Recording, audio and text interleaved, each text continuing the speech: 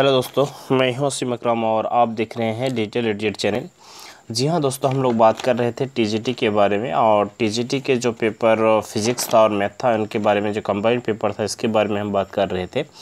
इससे पहले जो है आपको सिलेबस लगभग फिज़िक्स का भी और मैथ का भी हम दिखा दिए थे। तो फिज़िक्स में जो जैसे हम आपको पहला चैप्टर दिखाए थे कि जनरल फिज़िक्स जो होते हैं, उसके बाद relative physics, heat and thermodynamics, optics, current, electricity, electromagnetism and atomic जो है न्यूक्लियर फिज़िक्स और इलेक्ट्रॉनिक्स फिज़िक्स, ये सब डिस्कस किए थे। तो आज जो है हम जनरल फिज़िक्स के बारे में डिस्कस करेंगे। जनरल फिज़िक्स में जो कुछ टॉपिक हैं, इन टॉपिक के बारे में हम बात करेंगे। इसी के साथ आज जो एक टॉपिक पकड़े हैं, इन टॉपिक को पूरा ख़त्म करके दिखाएंगे आपको, और साथ ही साथ इसमें बहुत सारी चीज़ जो है, बहुत सारी चीज़ों का आपको फार्मूला निकाल के दिखाएंगे। जैसे आपका हो गया टाइम ऑफ फ्लाई जो है ये दिखाएंगे, उसके बाद मैक्सिमम हाइट दिखाएंगे, फिर रेंज दिखाएंगे, हॉरिजॉन्टल रेंज क्या होता है, कैसे निकालते हैं, कैसे फार्मूला इसका ये होता है। उसके बाद कुछ शॉर्ट क्वेश्चन भी आपको दिखाएंगे और उसका जो है ऑब्जेक्टिव क्वेश्चन कैसे आप सॉल्व कर पाएंगे ये भी आपको दिखाएंगे। तो वीडियो जो है थोड़ा सा लॉन्ग होने वाले हैं, क्योंकि इस वीडियो में हम बहुत कुछ आपको दिखाने वाले हैं। तो थोड़ा सा आप वीडियो में धैर्य रखेंगे और हम उम्मीद करेंगे कि आप लोग जो है लास्ट तक वीडियो को देखेंगे। और ख़ास करके डीजीटी के लिए काफ़ी इम्पोर्टेंट है ये जो जनरल फिज़िक्स जो है आपका, क्योंकि फिज़िक्स में इन सब चैप्टर से क्वेश्चन जो है लगभग बहुत हद तक पूछते हैं। एक दो क्वेश्चन नहीं, बहुत क्वेश्चन पूछते हैं। हालांकि अगर देखा जाए तो इनमें जनरल फिज़िक्स में आपका जो प्रक्षेप आते हैं, जिसको हम लोग प्रोजेक्टिल बोलते हैं, ठीक है। तो प्रोजेक्टिल में हम लोग को क्या क्या चीज़ पढ़ना है और प्रोजेक्टिल क्या होते हैं, कैसे ये बना है, क्या चीज़ है नहीं है, सारा कुछ हम लोग डिस्कस करेंगे।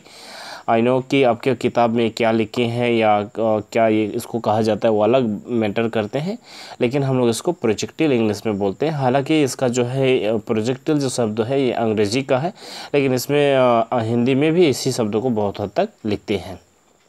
तो जनरल फिज़िक्स जो है इसमें पहला अगर देखा जाए तो प्रक्षेप के बारे में जो यहाँ पे है, प्रोजेक्टिल गति, प्रोजेक्टिल पथ, उसके बाद प्रोजेक्टिल गति की आकृति कैसे होते हैं, अधिकतम ऊंचाई क्या है, उसके बाद उड़ान काल जिसको कहते हैं यानी फ्लाई ऑफ टाइम, उसके बाद क्षैतिज परास जिसको हॉरिजॉन्टल रेंज बोलते हैं। तो इन सब चीज़ को हमको याद पढ़ना है, ठीक है।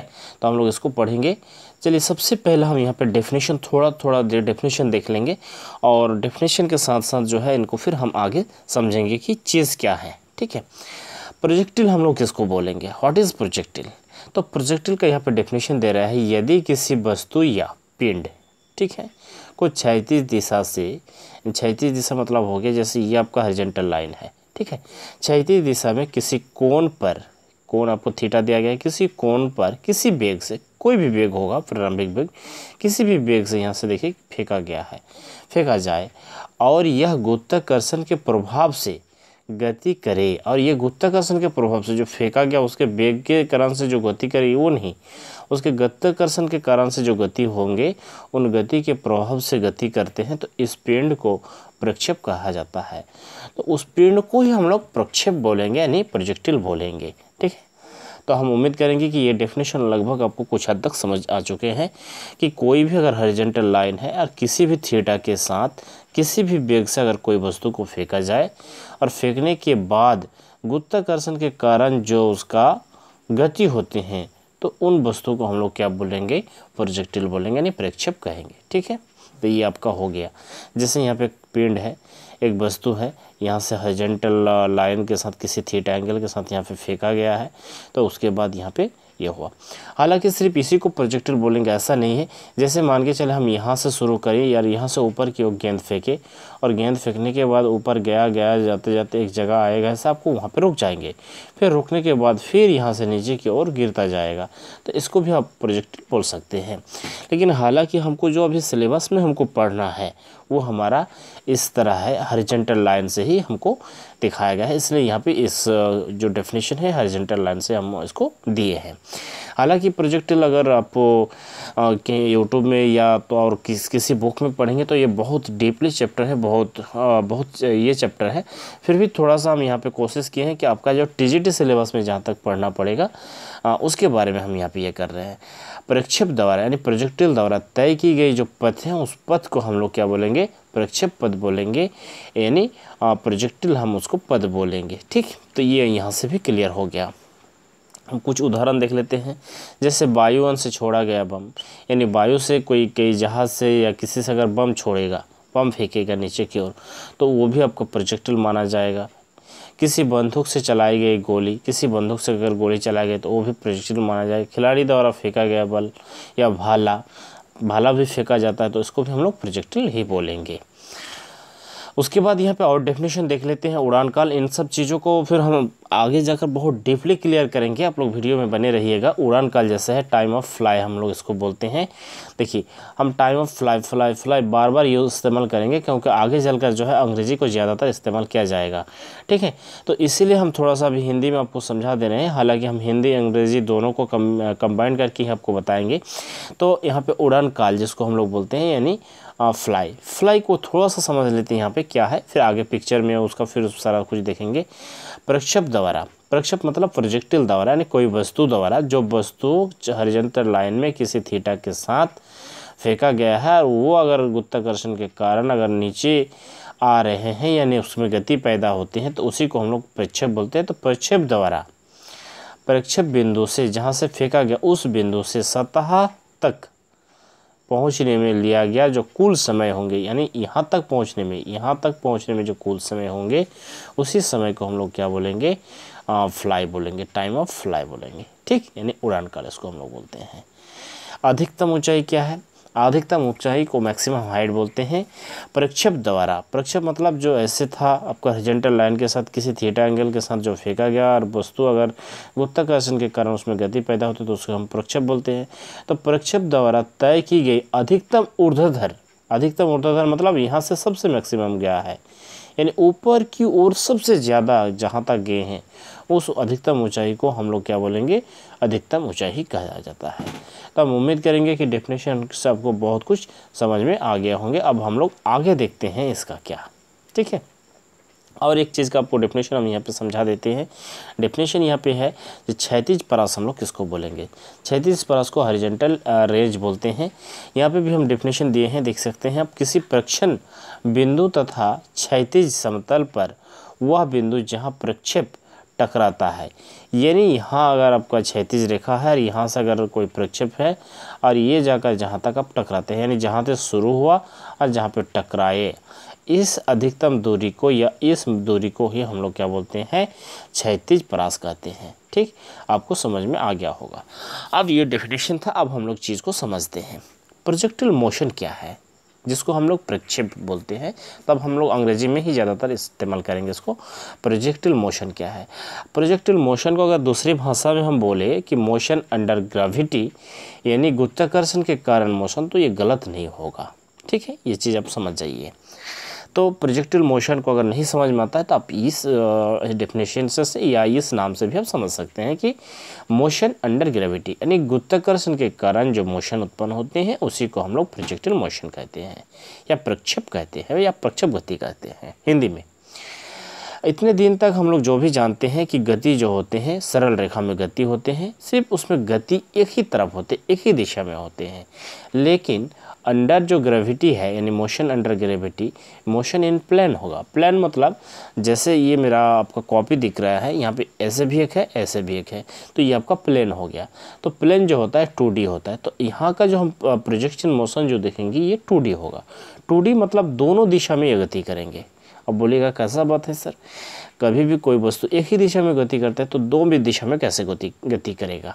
तो चलिए यहाँ पे हम देखते हैं। मान के चलिए यहाँ पे जो हम एक सिंबल दिए हैं ये आपका एक्स एक्सेस है और ये आपका वाई एक्सेस है, दो एक्सेस है। अब यहाँ से कोई वस्तु को हम लोग ऐसे करके फेंके, ठीक है। आप यहाँ से समझ सकते हैं कि ये आपका एक्स एक्सेस और ये आपका वाई एक्सेस, और यहाँ से हम कोई वस्तु को यहाँ तक फेंके कोई थीटा के साथ, थीटा एंगल के साथ। अब यहाँ पे आप थोड़ा सा देख सकते हैं, अगर मान के चलिए कि वो वस्तु यहाँ पे था, यहाँ से था, तब यहाँ में गया, यहाँ पे गया, तो देख सकते हैं कि थोड़ा सा ऊपर की ओर भी गया, थोड़ा सा इधर भी गया। अब मान के चलिए वस्तु यहाँ पे गया, तो यहाँ पे गया मतलब यहाँ से यहाँ तक वाई एक्सेस में गया, और यहाँ से यहाँ तक अगर जो गया ये आपका एक्स एक्सेस में गया।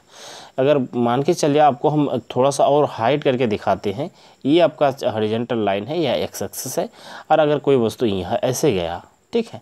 तो आप देख सकते हैं अगर इनिशियल यहाँ पे ये पॉइंट था, आपका इनिशियल पॉइंट यहाँ पे था, तो यहाँ पे अगर देखेंगे तो यहाँ से यहाँ तक ये दूरी जो है वाई एक्सेस में गया, और यहाँ से ये दूरी जो गया यानी इतना दूर जो गए ये आपका एक्स एक्सेस में गया। तो हालांकि प्रोजेक्टिल मोशन जो है दो दिशा में यानी दो डायरेक्शन में ये काम करते हैं, यानी दो डायरेक्शन में ये गति करते हैं, ठीक है। अब हम लोग यहाँ पे देखते हैं, थोड़ा सा इस चीज़ को अब क्लियर करेंगे। यहाँ पे आप देख सकते हैं ये आपका एक हॉरिजॉन्टल लाइन है, या एक हॉरिजॉन्टल लाइन आप समझ सकते हैं इसको। अब थीटा के साथ यहाँ पे यू वेग से, प्रारंभिक वेग हम इसको यू मान लिए, यू वेग से अगर ये गति करते हैं, ठीक है। ये पिक्चर जब किए थे थोड़ा सा कॉपी, थोड़ा सा ये था तिरछा था, तो इसलिए आपको शायद वीडियो में तिरछा देखेंगे। तो आप लाइन को देखकर आप इसको समझ लीजिएगा कि लाइन कैसे है, ठीक है, तभी जाकर आपको समझ में आएगा। तो मान के चलिए कि यहाँ पे अगर इसका प्रारंभिक वेग u है और इसका एंगल थीटा है, तो x एक्सिस में इसका प्रारंभिक वेग क्या होगा, तो इसको हम लोग ux लिखे। ux का अर्थ होता है कि x एक्सिस में प्रारंभिक वेग, तो u cos थीटा होता है। अब वो थीटा के वर्टिकली यानी थीटा के लंबवत जो दिशा होते हैं उसमें क्या होता है आपका u साइन थीटा होता है। तो y एक्सिस में प्रारंभिक वेग क्या हो गया मेरा u साइन थीटा हो गया। यहाँ तक समझ में आ रहा है। अब जैसे जैसे वस्तु ऊपर की ओर जाएंगे यानी ऐसे ऐसे जाएंगे, तो क्या होता है कि ऐसे ऐसे जैसे जैसे जाते हैं तो उसका वेग जो है, जिस वेग से वो ये किया था वो वेग धीरे धीरे घटते जाएगा। मान के चलिए शुरू में वेग 3 था, अब यहाँ पे गया 2 हो गया, यहाँ पे गया 0 हो गया, यहाँ पे जाकर 0 हो जाता है। यानी अंतिम वेग भी वाई यानी वाई एक्सिस में भी वेग जो है 0 हो जाते हैं। लेकिन ये ऊपर की ओर जाने वाले जो वेग है वो 0 हो गया। अगर ऊपर की वाला जाने वाला वेग अगर 0 नहीं होते तो वो और ऊपर की ओर जाते, लेकिन एक्स एक्सिस में जाने वाले वेग 0 नहीं है, वो भी उसका भी जो वेग था अभी भी वही वेग है। अब कैसे, अब इसको समझने के लिए नीचे हमको देखना पड़ेगा। वाई एक्सिस में अगर जो बल लग रहा है, अगर देखें हम यहाँ पे 0 होने का कारण क्या है, तो देखा जाए तो वाई एक्सिस में गुरुत्वाकर्षण जो है आपका -g लग रहा है, नीचे की ओर लग रहा है इसलिए -g बोलेंगे। तो यहाँ पे और आपको हम क्लियर करते हैं, यहाँ पे ए एक्स जो लिखे, ये से आपको समझ जाइएगा एक्सेलरेशन यानी गुरुत्वाकर्षण। गुरुत्वाकर्षण एक्स एक्सिस में 0 लग रहा है, इस एक्सिस में कोई गुरुत्वाकर्षण नहीं है, लेकिन वाई एक्सिस में गुरुत्वाकर्षण क्या है, नीचे की ओर गुरुत्वाकर्षण लग रहा है, तो इसलिए वाई एक्सिस में गुरुत्वाकर्षण -g है। तो अगर किसी में गुरुत्वाकर्षण है ही नहीं, हम लोग जैसे बोल सकते हैं कि एक्स एक्सिस में एक्स डायरेक्शन में वेलोसिटी यानी वेग उसका कांस्टेंट होगा। क्योंकि हम लोग जानते हैं कि त्वरण में परिवर्तन को त्वरण में अगर परिवर्तन नहीं है तो वेलोसिटी क्या रहेंगे, कांस्टेंट रहेंगे। यानी वेलोसिटी की दर को हम लोग क्या बोलते हैं, त्वरण बोलते हैं। तो हालांकि अगर यहाँ पे हमको त्वरण अगर 0 है, गुरुत्वाकर्षण अगर 0 है यहाँ पे, तो उसका वेलोसिटी क्या होंगे, वेग क्या होंगे, आपका कांस्टेंट रहेगा। इसीलिए यहाँ पे हम देखें कि जो है इसका अंतिम वेग भी यहाँ पे अगर देखें इस बिंदु पर भी एक्स डायरेक्शन में भी उसका वेग वही है, लेकिन वाई डायरेक्शन में इसका वेग 0 हो गया। इस चीज़ को आपको समझना होगा। हालांकि यहाँ पे हम अब देख लेते हैं एक्स एक्सिस में क्या और वाई एक्सिस में क्या डिफरेंट है। तो एक्स एक्सिस का प्रारंभिक वेग हम देखें कि यू कॉस थीटा, और वाई एक्सिस का प्रारंभिक वेग देखें आपका you sine theta. X axis में गुरुत्वाकर्षण 0 होगा, वाई एक्सिस में गुरुत्वाकर्षण जो होगा आपका -g जाएगा। हालांकि एक्स एक्सिस में गुरुत्वाकर्षण 0 के कारण एक्स डायरेक्शन में वेलोसिटी क्या रहेंगे, कांस्टेंट रहेंगे, यानी जो भी वेलोसिटी रहेगा वो भी वही रहेगा। ये आपका ऑब्जेक्टिव में क्वेश्चन बन सकता है, तो इस चीज़ को आपको याद रखना होगा। और वाई डायरेक्शन में अगर हम देखें, वाई डायरेक्शन में क्या होता है, डिक्रीज होता है, घटते जाता है, घटते क्रम में यहाँ तक घटते घटते यहाँ पे आकर 0 हो गया। यानी यहाँ पे वाई डायरेक्शन में जो है गुरुत्वाकर्षण उसका डिक्रीज हुआ। At maximum level, maximum height पर सबसे अधिकतम ऊंचाई जो गया, सबसे अधिकतम ऊंचाई अगर इसको यहाँ पे हम देखें, सबसे अधिकतम ऊंचाई में जाने के बाद वाई एक्सिस में वेलोसिटी क्या हो गया, 0 हो गया। And after that it increases, फिर अगर नीचे जैसे जैसे आते गए उसे उसे इंक्रीज होते गए, यानी 1 2 3 हम ऐसे समझाने के लिए यहाँ पे दिए हैं। हालांकि हम लोग को यहाँ से बहुत हद तक कुछ समझ में आया। अगर आप कुछ यहीं से दिक्कत हो रहा है तो आप कमेंट कर सकते हैं, हम लोग फिर कोशिश करेंगे कि आपको जो है समझ में आ जाए। फिर आप वीडियो में बने रहिए, और हम जब आपको बताते जाएंगे तो उसमें और आपको चीज़ क्लियर होता जाएगा। अब हम लोग उड़ान काल को देख लेते हैं, जिसको हम लोग टाइम ऑफ फ्लाई बोलते हैं। टाइम ऑफ फ्लाई को हम लोग कैपिटल T से सूचित करते हैं और इसका सूत्र जो होता है, पहला हम इसको रट लेते हैं, याद कर लेते हैं, आगे तो हम फिर इसको ये करेंगे ही। तो 2u sin थीटा बाई जी क्या है आपका गुरुत्वाकर्षण है।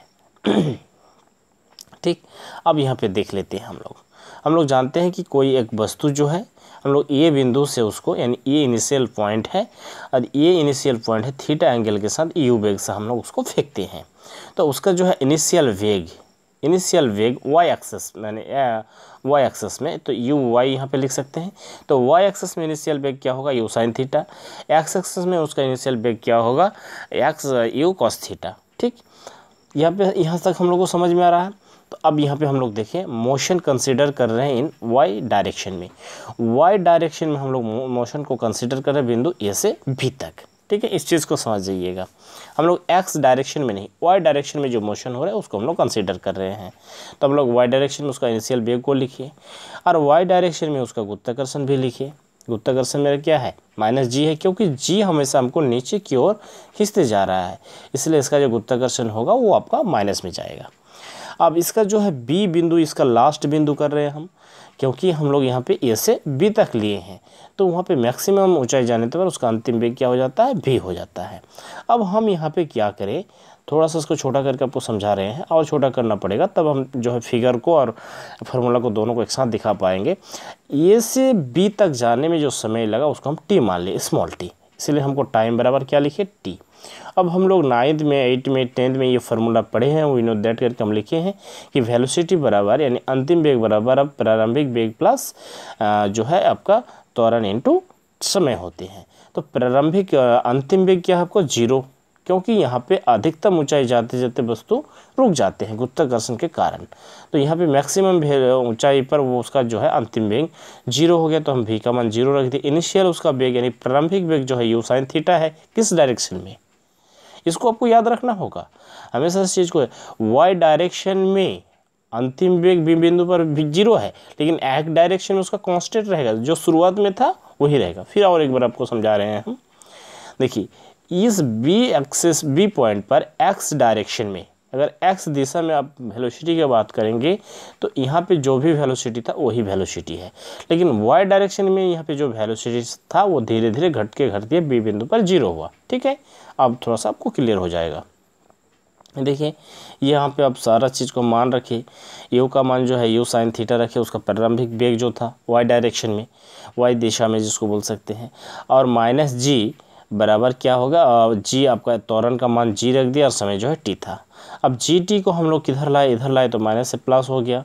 अब माइनस से प्लस हो गया तो t बराबर क्या हो गया, you sine theta by g हो गया। ये आपका आधा टाइम के लिए हुआ, यानी हाफ टाइम के लिए, अर्धकाल के लिए। अगर अर्धकाल के लिए फार्मूला पूछेगा तो वो आपका हो जाएगा यहाँ से आपको सारा चीज़। अब फुल टाइम यानी टोटल टाइम हम यहाँ पे देखेंगे, टोटल टाइम यहाँ पे। ठीक है, तो टोटल टाइम के लिए अगर हमको पूछा जाए तो टी बराबर क्या हो जाएगा, 2t हो जाएगा। टी का अगर वैल्यू पुट कर देंगे तो मेरा जो है टी का वैल्यू आ जाएगा 2 you sine theta by G. अब यहाँ पर बोल सकते हैं कि यू क्या है, तो यू आपका इनिशियल वेग है, प्रारंभिक वेग है, और साइन थीटा उसका जो है वाई डायरेक्शन में उसका प्रारंभिक वेग, और जी गुरुत्वाकर्षण है। ठीक है, तो ये इजी है। अब यहाँ पे जब भी आपको क्वेश्चन देगा, छोटा छोटा क्वेश्चन आपको ऑब्जेक्टिव क्वेश्चन जैसे ही देगा, आप सारा मान रख के आप उसको पुट कर सकते हैं। हालांकि इसको अब हम फुल्ली तौर पर और एक तरीक़ा से कर सकते हैं। अब यहाँ पे हम फिगर नहीं दिए हैं, इससे थोड़ा सा आपको दिक्कत हो सकता है। ए से सी तक, ठीक है, ए से सी तक फुल एक ही बार में हम ले लेते हैं, यानी ए से लेकर हम कहाँ तक, सी तक उसका उड़ानकाल हम निकालेंगे, यानी टाइम ऑफ फ्लाई। ठीक, अब यहाँ पे देख सकते हैं इसका प्रारंभिक वेग वही है, इनिशियल पॉइंट वाई एक्सेस पर, यानी वाई डायरेक्शन में इसका जो है प्रारंभिक वेग क्या है, u sine theta. Y axis पर इसका ये क्या है, गुरुत्वाकर्षण क्या है, एक्सेलरेशन क्या है, -g है। टाइम क्या है, फुल टाइम हम g मान लिए।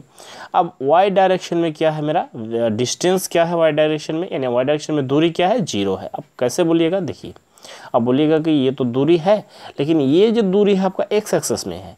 मान के चलिए कोई यहाँ से गया, यहाँ से गया और फिर यहाँ गया और फिर आके यहीं गिरा, तो उसका क्या हो जाएगा, जीरो ना होगा। तो उसी तरह यहाँ से जाना स्टार्ट किया, फिर आके उसी क्षैतिज में आ जाते हैं।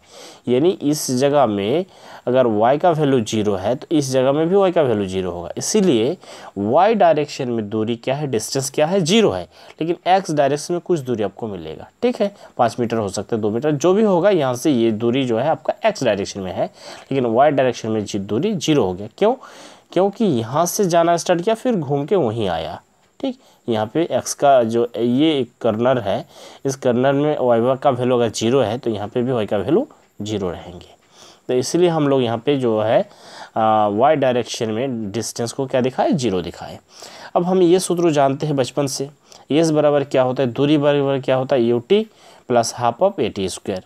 अब एस डायरेक्शन में जो डिस्टेंस है मेरा वो जीरो पुट कर दिया, यू डायरेक्शन में मैं मैंने वाई डायरेक्शन में जो मेरा प्रारंभिक वेग है यू साइन थीटा, ये भी हम रख दिए। टी का वैल्यू जो है फुल टाइम हमको क्या माने हैं, टी माने हैं, कैपिटल टी। अब यहाँ पे हाफ रख दिए। ये मेरा क्या है, गुरुत्वाकर्षण, यानी वाई डायरेक्शन में मेरा गुरुत्वाकर्षण क्या है, वाई एक्सिस पर गुरुत्वाकर्षण माइनस जी है। अब यहाँ पे टी का वैल्यू को जो टी स्क्वायर दे दिए। यहाँ से अब क्या किए हम, देखिए यहाँ से और यहाँ से हम टी कॉमन ले लिए, तो यहाँ पे बचा मेरा क्या, यू साइन थीटा, और यहाँ पे माइनस हो गया, माइनस, और यहाँ पे टी जी और दो टी स्क्वायर था तो एक टी बचा, नीचे आपका दो बच गया। तो यहाँ पे दो कंडीशन मेरा आ गया, या तो टी बराबर जीरो होगा, या तो मेरा ये जो ब्रैकेट के अंदर वाला चीज़ है इनके बराबर जीरो होगा। तो टी बराबर अगर जीरो है तो टाइम अगर जीरो है तो काम ही ख़त्म हो गया, ठीक है। तो इसलिए टी बराबर जीरो। अब यहाँ पे हम देखें इसको बराबर जीरो करके तो ये कैलकुलेट किया, अब जी टी वाला को इधर लेके आए तो माइनस से प्लस हो गया। अब यहाँ पे आप देख सकते हैं इसको अगर कैलकुलेशन करेंगे, हालांकि ये चीज़ थोड़ा सा ये हो रहा है, इस चीज़ के लिए हम समझा नहीं पा रहे हैं यहाँ पे, हाँ ठीक है। तो यहाँ पे आप देख सकते हैं कि टी को कोना कानी अगर गुण करेंगे, दो को अगर यू साइन थीटा से गुण करेंगे तो 2 से गुना हो जाएगा, जी के साथ टी है तो टी रखेंगे तो जी नीचे आ जाएगा। हम उम्मीद करेंगे कि आपको ये दोनों जो है हम समझाने के जो केसेस किए हैं दोनों तरीक़ा से निकालने का, दोनों तरीक़ा से टाइम ऑफ फ्लाई आपको जो है उड़ान काल समझ में आ गया होगा। अब हम देखेंगे नेक्स्ट जो है मैक्सिमम हाइट कैसे निकालते हैं, मैक्सिमम हाइट का क्या सूत्र होता है। तो हम लोग जानते हैं कि मैक्सिमम हाइट का जो सूत्र होते हैं वो आपका you square sine square theta by 2g ये होता है। यू क्या है, इनिशियल वेग है, ठीक है। जी क्या है आपका, वाई डायरेक्शन में गुरुत्वाकर्षण है, ठीक है। तो मैक्सिमम हाइट क्या होगा, जैसे एक मान के चलिए कोई एक प्रोजेक्टिल है, अब हम थीटा एंगल के साथ ऊपर की ओर फेंक रहे हैं, जो उसका प्रारंभिक वेग यू है, तो ये आपका वाई एक्सिस में प्रारंभिक वेग you sine theta, x axis में उसका प्रारंभिक वेग यू कॉस थीटा, ये तो हम लोग पहले ही समझ चुके हैं। अब ये बिंदु से बी बिंदु, यहाँ पे सबसे ज़्यादा अगर देखा जाए यहाँ पे हाइट है, यहाँ पे हाइट है, मैक्सिमम हाइट यहाँ पे है। तो मैक्सिमम हाइट में मेरा क्या होगा, वाई डायरेक्शन में जो प्रोजेक्टिल है उसका वेलोसिटी क्या हो जाएंगे ना, उसका वेग क्या हो जाएंगे, जीरो हो जाएंगे, ठीक है। तो बी बिंदु पर इसका अंतिम वेग जो है जीरो हो जाते हैं। तो हम लोग भी इस वाई डायरेक्शन में इसको कंसिडर कर रहे हैं, ये से बी तक, ये से बी तक गए तो इसका जो है वाई डायरेक्शन में इसका प्रारंभिक वेलोसिटी यानी initial velocity you sine theta, अंतिम वेलोसिटी यानी इसका जो है वाई डायरेक्शन में जीरो, और वाई डायरेक्शन में गुरुत्वाकर्षण माइनस जी यानी नीचे की ओर उसको खींच रहा है इसलिए इसका माइनस जी हो रहा है। अब हम देखेंगे कि यहाँ पे अब वाई डायरेक्शन में डिस्टेंस देखिए, अब वस्तु यहाँ से यहाँ गया तो ये वाला हो गया एक्स एक्सिस और ये वाला हो गया वाई एक्सिस। तो ऐसे करके अगर जाएंगे तो ये दूरी जो हुआ यहाँ पे जो पॉइंट हुआ तो ये वाला आपको एक्स एक्सिस और ये वाला आपको क्या है, वाई एक्सिस है। तो वाई एक्सिस को हम क्या माने हैं, एच। तो इसलिए वाई एक्सिस में हमको डिस्टेंस जो हुआ वो आपका एच है, यानी इसको हम लोग एच मान लिए। हम लोग बचपन से ये फार्मूला जानते हैं, u square v square plus 2as।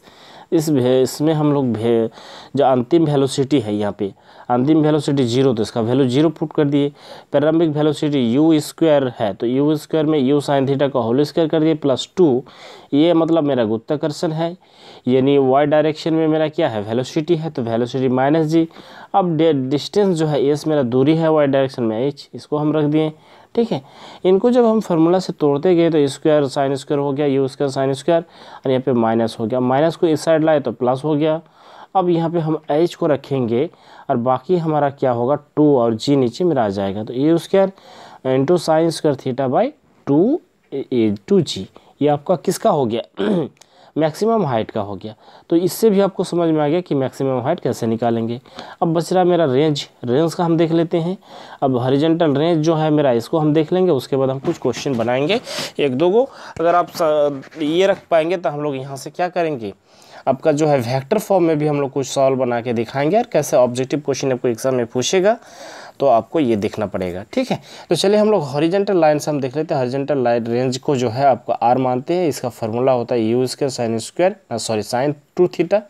अब साइन 2 थीटा को अगर हम यहाँ पे तोड़ेंगे तो 2 sine theta into cos theta हो जाता है और नीचे जी है। ठीक है, तो ये फिगर तो आपको समझ में आ ही रहे, बार बार वही चीज़ है। तो एक प्रोजेक्टिल, कोई प्रोजेक्टिल है जो ए बिंदु से है और यहाँ पे इनिशियल वेग यू से हम छोड़ रहे हैं थीटा एंगल के साथ, तो इसका वाई डायरेक्शन में इसका इनिशियल वेग क्या हो जाएगा, प्रारंभिक वेग हो जाएगा यू साइन थीटा, और उसका जो है एक्स डायरेक्शन में इनिशियल वेग क्या हो जाएगा, यू कॉस थीटा।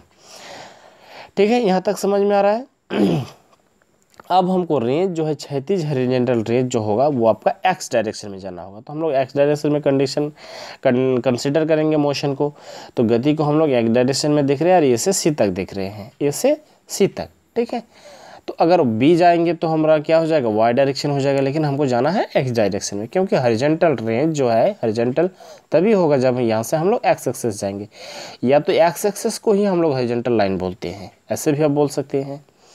तो इसका जो है इनिशियल वेग जो है यू कॉस थीटा है। अगर वाई एक्सिस में होगा तो यू साइन थीटा होता, तो यू कॉस थीटा है। और हम लोग जानते हैं कि ए एक्सिस में जो गुरुत्वाकर्षण होते हैं यानी एक्सेलरेशन जो होता है वो आपका 0 होता है। तो एक्सेलरेशन जो है एक्स एक्सिस में वो 0 है, और एक्सेलरेशन एक्स एक्सिस में डिस्टेंस जो है यहाँ से यहाँ तक ए से सी तक गया, तो इसको जो हम लोग आर मान लिए, रेंज मान लिया आर। ठीक है, तो ये भी आर दे दिया। अब टाइम क्या है मेरा, टाइम को टी माने हैं। तो वी नो दैट, यहाँ पे फार्मूला हम लोग जानते हैं ये बचपन से 9 क्लास से, कि एस बराबर u t plus half of a t square. Distance मेरा क्या है, और एक्स एक्सिस में आर है। अब मेरा यू जो है आपका यू आपका जो है एक्स एक्सिस में यू कॉस थीटा हो, उसका वेलोसिटी है। टी आपका टी है, कैपिटल टी, हाफ ऑफ रख दिए। अब एक्सेलरेशन मेरा 0 है, तो 0 रखने का मतलब ये पूरा टर्म को 0 बना देगा। फिर भी हम यहाँ पे टी सभी कुछ रखे हैं, हालांकि प्लस के बाद उधर वाला टर्म क्या हो जाएंगे, 0 हो जाएंगे। तो आर बराबर क्या बचा मेरा, यहाँ से ये टर्म बचा, यहाँ से ये टर्म लिखे प्लस 0 लिख दिए। अब नीचे भी क्या किए हम, यहाँ पे जो है हम उड़ान काल का जो फार्मूला था उसको हम रख दिए। अब उड़ान काल का फार्मूला जो है टाइम ऑफ फ्लाई जो था आपका u साइन थीटा बाई जी था, उसको रख लिए। अब यहाँ पे क्या हो गया मेरा, u और u स्क्वायर हो गया। अब 2 साइन थीटा और into cos theta by G. अब 2 into sine theta by cos theta into G को जो है हम लोग 2 sine theta into cos theta को साइन 2 थीटा के रूप में जानते हैं, या मैथमेटिक्स में हम लोग किए हैं, तो आपका ये 0 है। अब हम लोग एक छोटा सा हम जो है ऑब्जेक्टिव क्वेश्चन यहाँ पे देख लेते हैं कि कैसे हम लोग को क्वेश्चन बनाना है। हालांकि हम लोग को धीरे धीरे जो है फार्मूला को याद करना पड़ेगा।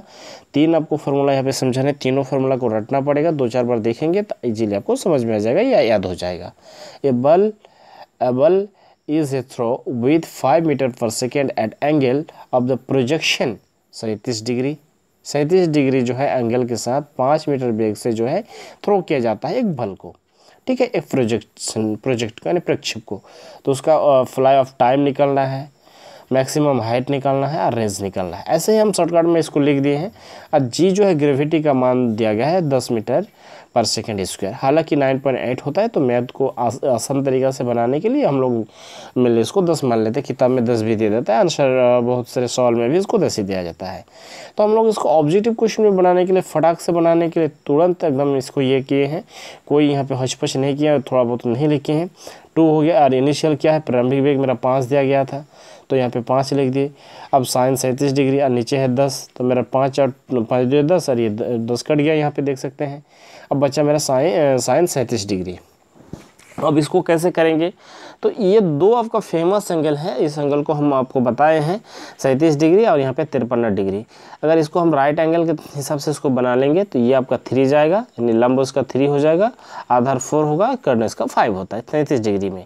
उसी तरह 53 डिग्री में भी मेरा क्या हो जाएगा, लंब 4 हो जाएगा, आधार मेरा 5 हो जाएगा, और ये कर्ण मेरा 5 होता है। तो साइन थीटा बराबर क्या होता है, लंब बाई कर्ण। तो लंब बाई कर्ण हो गया, तो लंब बाई कर्ण रख दिए। इसको अगर देखेंगे तो 0.6 सेकेंड हो गया। अब छोटा सा और 1-2 सवाल देख लेते हैं, आपका जो है उसी का मैक्सिमम को निकालने का।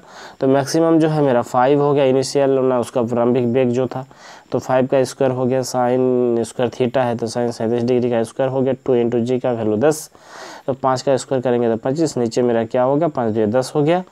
अब साइन 37 डिग्री का वैल्यू जो है 3/5 आया, 3/5 का स्क्वायर मतलब 2, तो यहाँ पे 5 5 25 और नीचे दोनों 5 को काट दिया, यहाँ पे बचा ऊपर में 9 3 3 9 और बाई नीचे 20।